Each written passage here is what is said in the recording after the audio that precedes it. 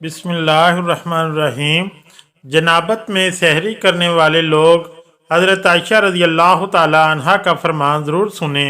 नापाकी में सहरी करना जायज़ है या नहीं? मोहतरम नाज़रीन, अक्सर लोग जुम्बी हालत में खुद को, अपने कपड़ों को, अपने बिस्तर को नापाक समझते हैं और खाने को और काम काज को हाथ नहीं लगाते कि जब तक गुस्ल न कर लें।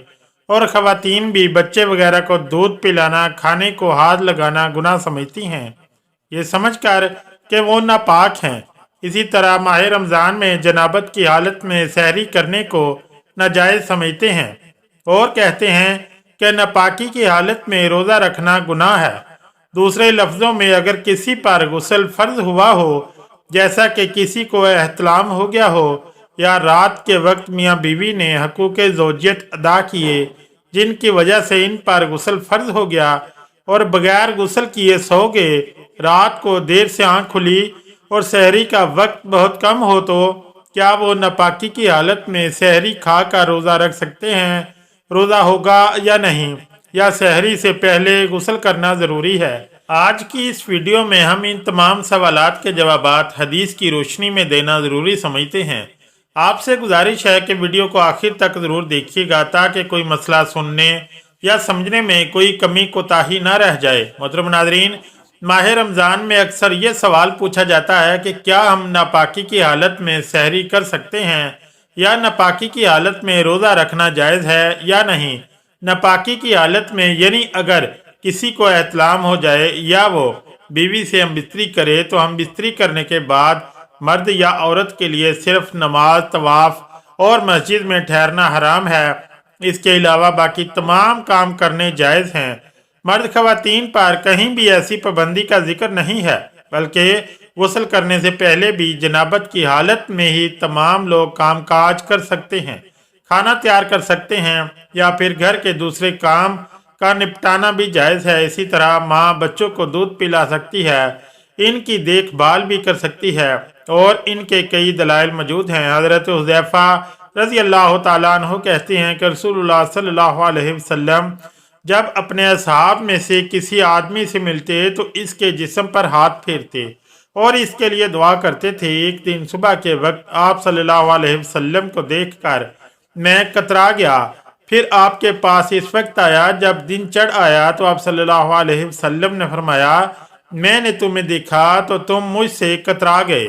मैंने अर्ज किया, मैं जुम्बी था, मुझे अंदेशा हुआ कि कहीं आप मुझ पर हाथ न फेरें। तो रसूलुल्लाह सल्लल्लाहु अलैहि वसल्लम ने फरमाया, मुसलमान नापाक नहीं होता। इस हदीस पाक से साबित हुआ जनाबत, हैज और बोलो बाजार से इंसान नमाज वगैरह के काबिल नहीं रहता।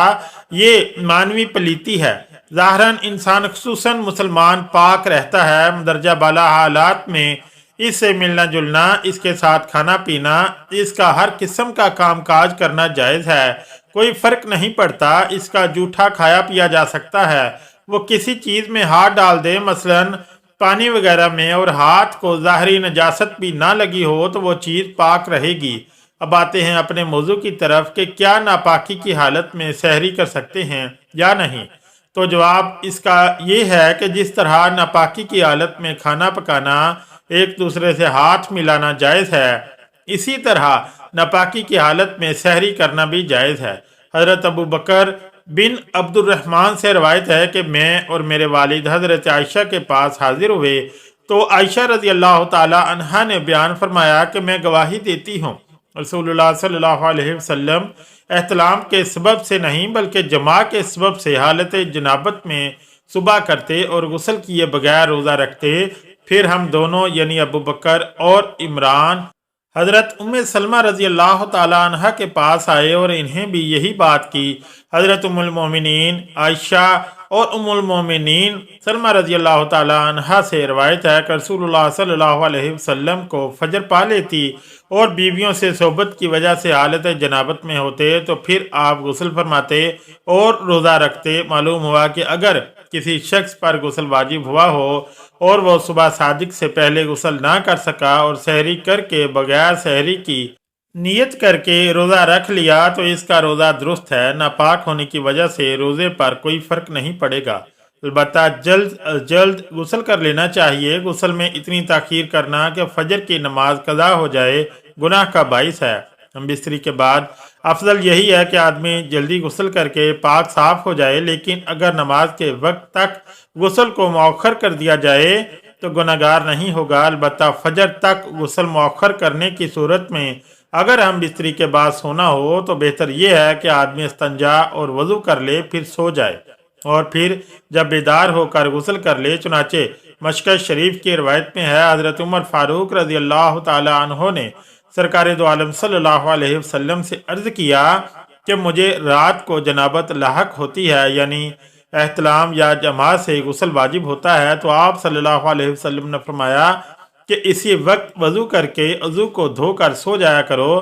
ظاہراً حق میں یہ ہے کہ وضو کرنا جنبی کے سونے کے لیے طہارت ہے، یعنی جنبی وضو کر کے سویا تو گویا وہ پاک سویا۔ لہذا اس حدیث سے معلوم ہوا کہ جسے رات کو احتلام ہو جائے یا جنابت سے فارغ ہو، اس کے بعد سونے کا ارادہ جب وجہ کسی ضرورت بے وقت غسل جنابت میں تاخیر کا خیال ہو تو ایسی شکل میں جنبی کا وضو کر لینا سنت ہے۔